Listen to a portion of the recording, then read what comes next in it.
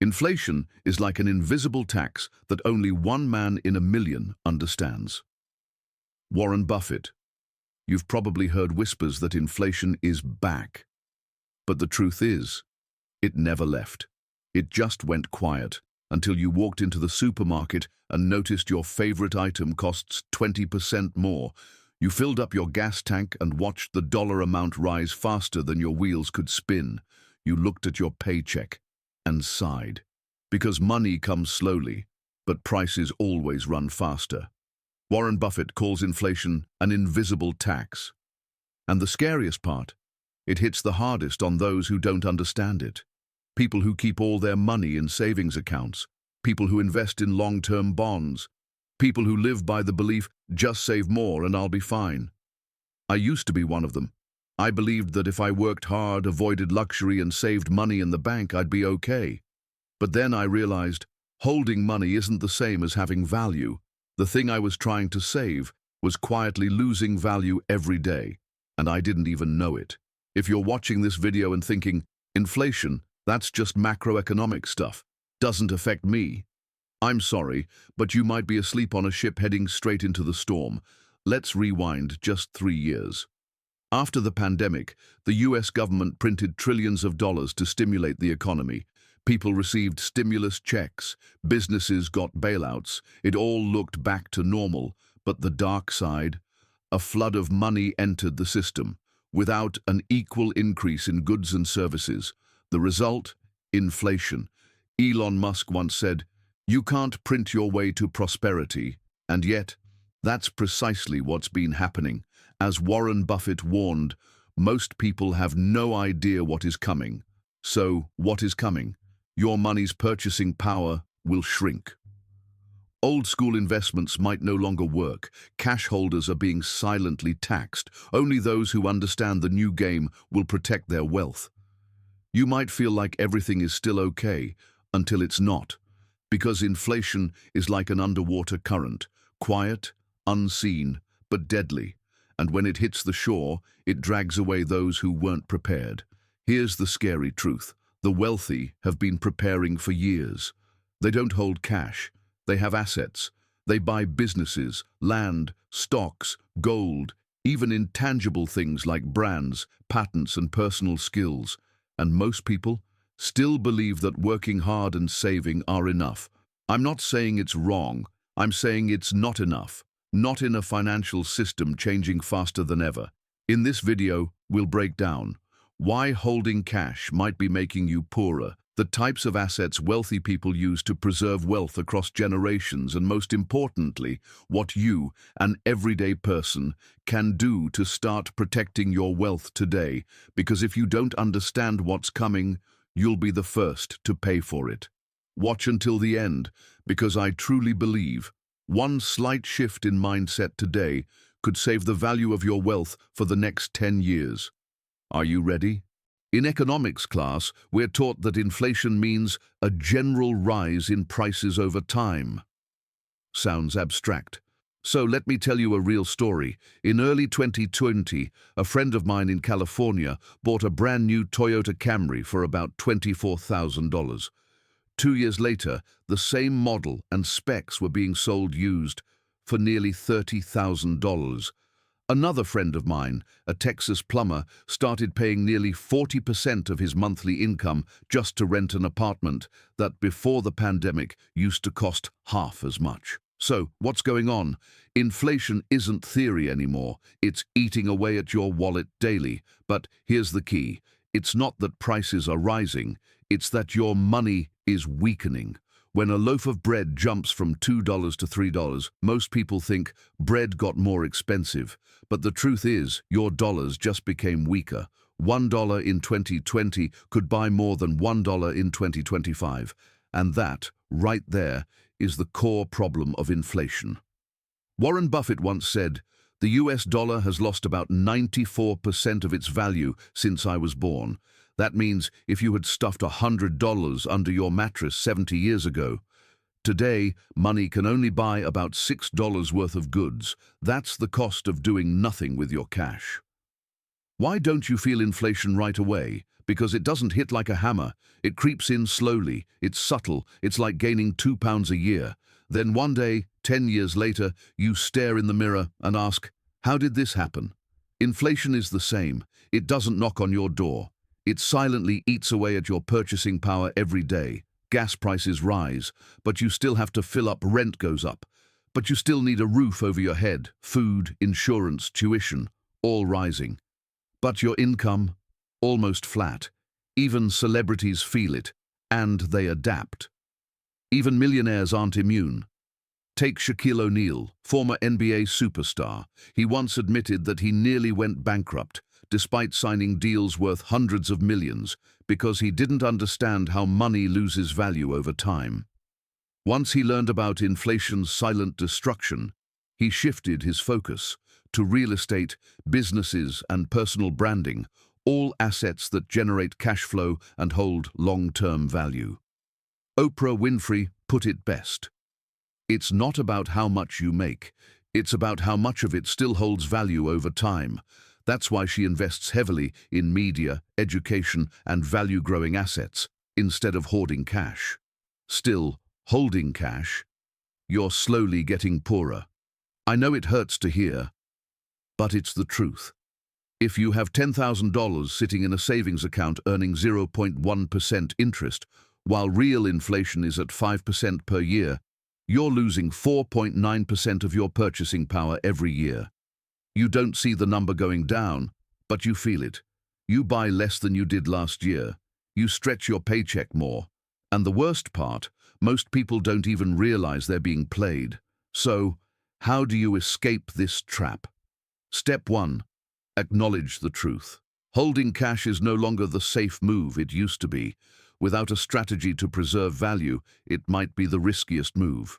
When governments print trillions of dollars and prices skyrocket month after month, have you ever wondered who pays the price for all that spending?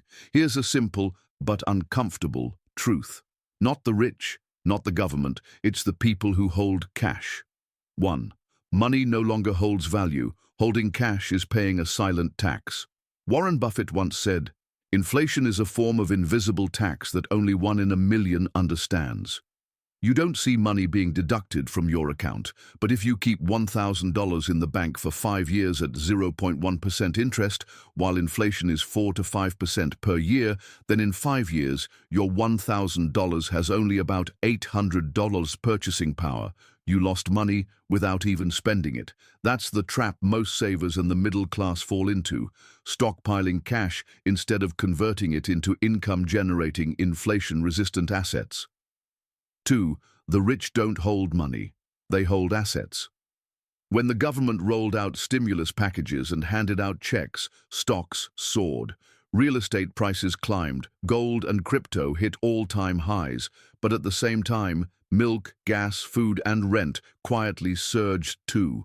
And here's the irony. People experiencing poverty received a $1,400 stimulus check, only to face rising living costs every single day. Meanwhile, the rich watched their assets double or triple in value. 3. Clear examples from wealthy Americans. Elon Musk, the world's richest man, said, "In times of high inflation, cash is the worst asset." That's why he invests in stocks, crypto, real estate, even commodities like aluminum, lithium, and nickel, instead of hoarding cash. Mark Cuban, billionaire and Shark Tank investor, advised, "Keep 6 months' worth of cash for emergencies, but every dollar beyond that should be working for you." He holds just enough cash for liquidity and puts the rest into startups, markets, and growth assets. Ray Dalio, founder of Bridgewater Associates, declared in an interview, "Cash is trash. Not because it's worthless, but because in an inflationary economy, holding it too long destroys its value." 4. The difference isn't in the amount, it's in the mindset. The rich understand one thing: cash is temporary. Assets are timeless. They don't dump all their money into savings accounts. They don't let it sit idle in vaults. Instead, they buy income-generating rental properties, invest in businesses with long-term returns, hold shares in profitable companies, invest in education and high-income skills, buy gold, silver, and rare assets. Meanwhile, average people hold on to cash for safety, but that false sense of security slowly makes them poorer each year. 5. Personal reflection, holding cash. Without a plan is a legal way to lose money. I used to think, as long as I have money, I'm okay. But only in recent years, watching bills soar and my cash buying less, did I realize doing nothing with money is a slow path to going broke. Inflation doesn't care how much you earn. It only cares where your money sits idle. And if you don't have a plan to turn that money into productive assets, you're silently becoming the one paying for the entire financial system. 6. So, what's the solution? Don't just hold money, hold value. Keep just enough cash for basic needs. Then turn the rest into assets that grow, protect, or produce income. A course that boosts your earning power, a strong dividend-paying stock, a small plot of land in an up-and-coming area, even a YouTube channel that generates passive income. Conclusion: in the financial game, not everyone wins, but those who hold cash. Too long always lose. Stay alert. Don't become the silent victim of the monetary game. Building wealth isn't a secret, but preserving it requires one mindset shift most people overlook: asset thinking instead of consumer thinking. Warren Buffett once emphasized, the best protection against inflation is yourself, your earning power, and second, owning a wonderful business. So even if you're not a billionaire yet, there are two things you can do, the two core pillars for protecting wealth across any era. Strategy number 1, invest in yourself, the asset no one can take. Forget stocks, real estate, or crypto for a second. The first and most resilient asset the wealthy invest in is themselves. Skills don't depreciate with inflation. Knowledge can't be frozen by policy. Exchange rates don't adjust reputation. Oprah Winfrey, born into poverty and abuse, once said, "When you're so good they can't ignore you, the money comes as a byproduct." She didn't invest in stocks when she was broke. She invested in her voice, communication skills, emotional intelligence, and perseverance. And once her career took off, financial wealth became a natural outcome. So ask yourself, what invisible asset are you building right now? Writing, speaking, persuasion, tech skills, AI, software literacy, leadership, team management, financial literacy, investing, know-how. These are not taxed, not devalued, and can never be stolen. They will stay with you for life. That's how the truly wealthy begin and stay rich. Strategy 2. Own cash-flowing assets, not decorative ones. Here's an unbreakable rule. The rich don't trade time for money. They make assets work for them. Take Shaquille O'Neal, NBA legend. Instead of blowing all his earnings, he invested in 155 Five Guys restaurants, over 40 gyms, a chain of movie theaters, tech startups. Each investment generates income, whether he's playing basketball or not.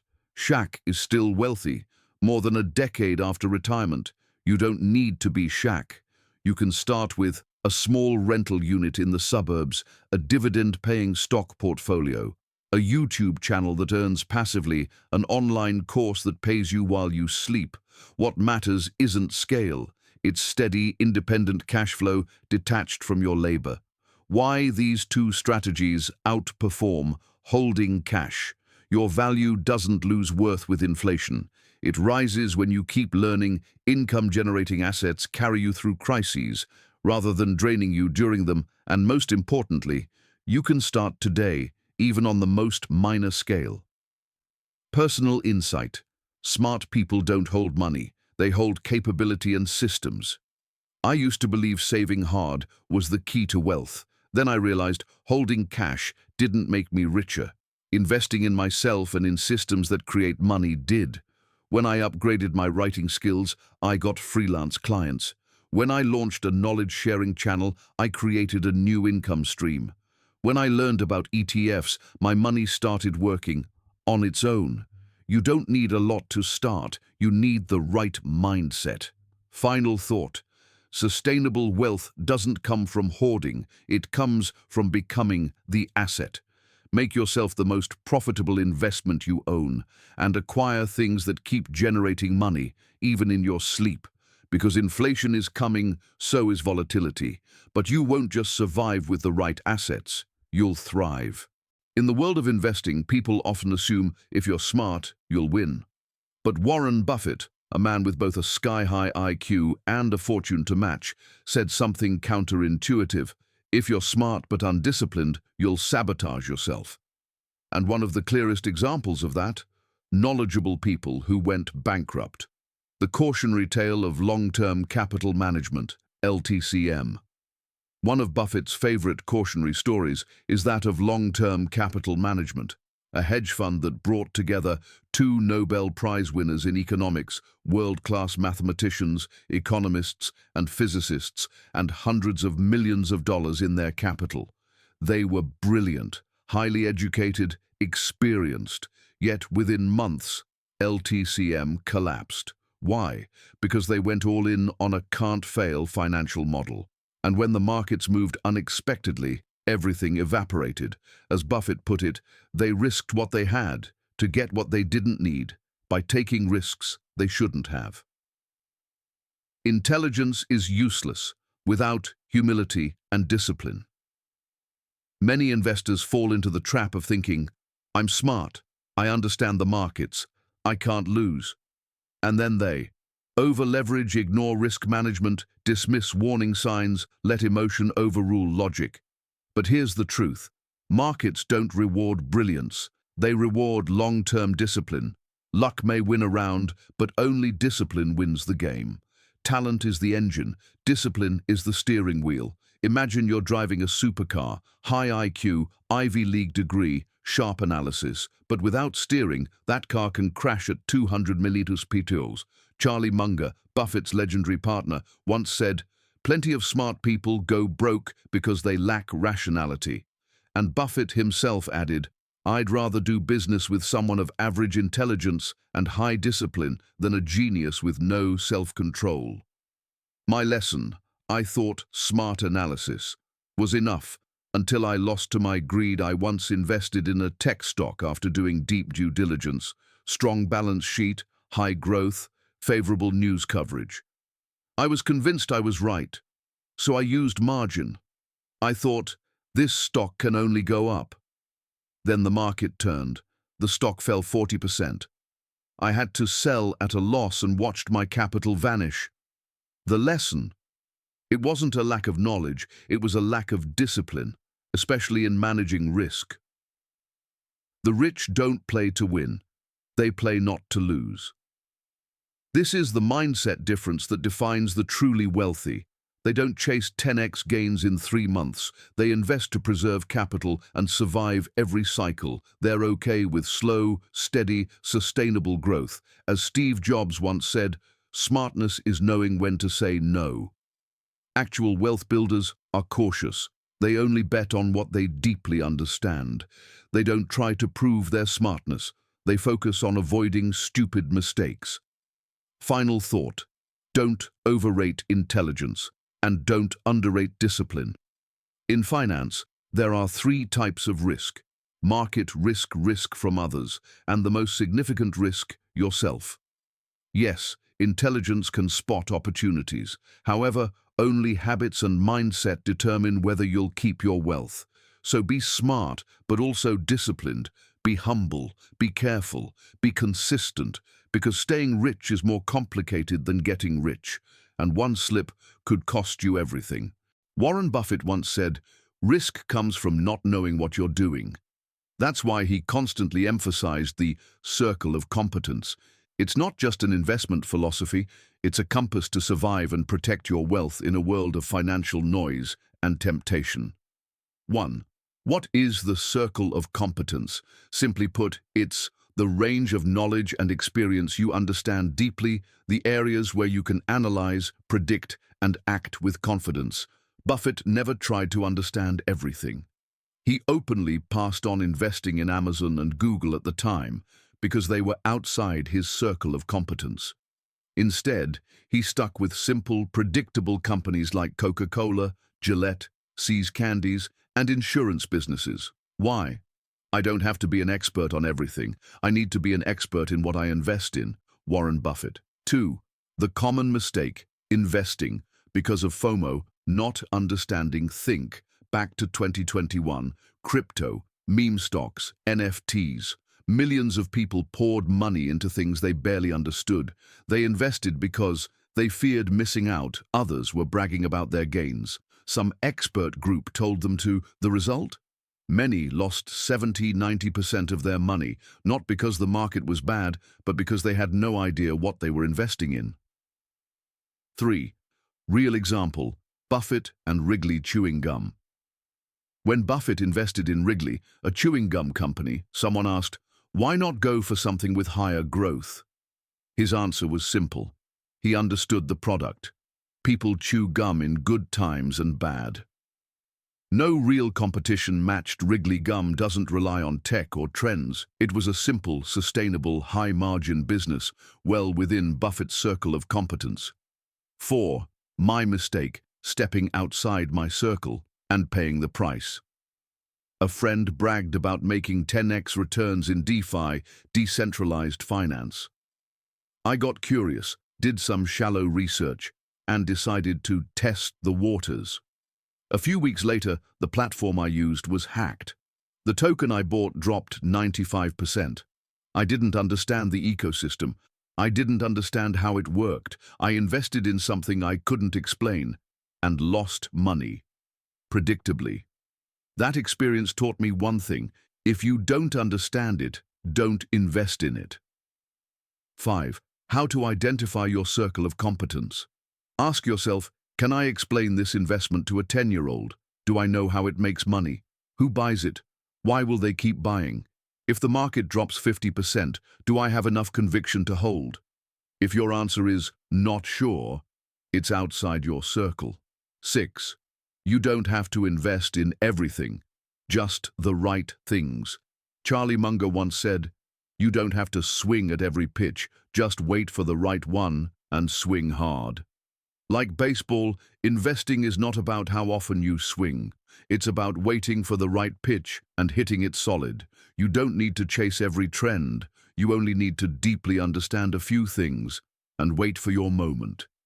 Conclusion. Understanding is the first rule of wealth preservation.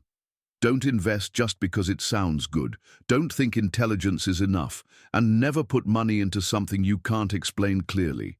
Your circle of competence is your shield against market storms. It's not just an investing principle, it's a mindset of humility, caution, and long-term thinking. Warren Buffett once said something that made me think for a long time. If you get to my age and the people you want to love you do love you, you're a success. That quote wasn't about stocks, real estate, or bonds. It was about relationships, an invisible asset that keeps you grounded through every financial storm. 1. A truth. Few want to admit money can't replace human connection. Buffett once told a story about a wealthy man he knew. This man only saw his children once a year, during a dinner, to convince them to sign a blank tax form. He controlled assets, but had no emotional bond with his own family. Imagine being a millionaire, yet your children don't trust you, your spouse is distant, and your friends are just polite handshakes at events. That's not success. That's a form of emotional bankruptcy. 2. Relationships are the most profitable long-term asset. Unlike stocks or real estate, relationships have no price chart, but they pay dividends in trust and support during personal or financial crises, new opportunities in business, learning, or investment, protection from emotional decision-making mistakes. As Elon Musk once said, the best people don't just appear, they come from the relationships you've built long before. 3. Real example, Steve Jobs and his return to Apple. In 1985, Steve Jobs was ousted from Apple. Few believed he'd ever return, but 11 years later, he was invited back because of his relationships with key company people. Without that connection, there would be no iMac, no iPhone, no Apple as we know it today.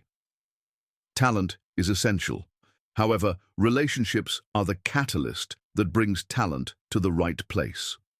4. Relationships must be cultivated. Like an asset, one common mistake, and one I made, is prioritizing money over connection. I used to think, I'm good at what I do. I can do everything myself. But in reality, you can't know everything or handle everything alone. Mentors, trusted friends, and collaborative partners helped me avoid major financial mistakes. Relationships aren't for exploiting. They must be built on kindness, sincerity, and giving without expecting a return. 5. Stronger relationships. Less crisis impact. In 2020, when COVID-19 wrecked businesses globally, one thing became clear: those with strong relationships survived best. They had partners to share the burden, friends who offered timely advice, teams that stood by them even with an uncertain future. It wasn't money. Trust and connection carried them through. 6. How to build. This relationship asset. Start small. Call your parents, not just send money. Genuinely thank colleagues or partners who support you. Share knowledge without keeping score. Listen, respect, and keep your word. Even on small things, you don't need hundreds of relationships. Just a few high-quality connections can completely change your life. Conclusion: relationships, priceless, yet most valuable. We live in an era where people measure wealth by account balances, but in the end, it's not numbers that hold you up. It's people. If one day you lose all your money, stocks, or assets, it will be the people you were kind to, the bonds you nurtured, who help you rise again. Most people hope the world will change to make their lives easier, but few accept a harsher truth. The world owes you nothing, and if you don't take action, no one is coming to save you. Warren Buffett didn't just warn us about inflation, he left a more profound message. The best investment you can make is in yourself. No one can tax it or take it away from you. 1. You can't control the economy, but you can control yourself. You can't stop inflation from rising. You can't stop central banks from printing more money. You can't control global markets, but you can. Learn a new skill. Read one more book on finance. Start investing. Even with your first $10, begin building meaningful, long-term relationships. No one is born understanding money or long-term thinking, but every millionaire once started as a beginner. 2. Procrastination is the silent thief of wealth. Many people hear Buffett's advice, nod, and keep living the same way. They wait for more money, stability, and the economy to get better. But here's the truth. Every day you wait is a day you lose potential returns. And choosing not to act is still a choice. Unfortunately, it's a choice that moves you further from wealth. 3. Successful people don't wait. They create. Bill Gates once said, "If you're born poor, it's not your fault, but if you die poor, it is." He wasn't blaming, he was reminding us. Wealth doesn't come from luck. It comes from disciplined, intentional action. The world isn't fair, but here's one fairness it offers. We all get 24 hours daily. You decide how to use yours. 4. Start, even if it's a small step. You don't need to change your entire life overnight, but you can start with something small. Spend 30 minutes reading instead of scrolling. Learn about one inflation-resistant asset. Open up to a trusted friend instead of bottling everything. Write your first financial plan, even if it's messy. The journey toward financial freedom and resilience through chaos begins with you. 5. Final message. Choose action over anxiety. You already differ from most if you've made it this far in the video. You didn't look away from the truth. You've sensed that something is coming and that you must be ready. Remember, no one builds wealth by hoarding cash forever. No one stays secure forever just by relying on the government or a job, and no one can take your value if you keep growing it. Today, choose one thing to act on. Whether it's learning, connecting, or investing, don't stand still. The world might not change for you, but you can change to meet whatever the world throws at you. If you found this video helpful, hit the like button, subscribe to the channel, and turn on notifications. All support fuels us to share valuable content that helps you protect and grow your wealth.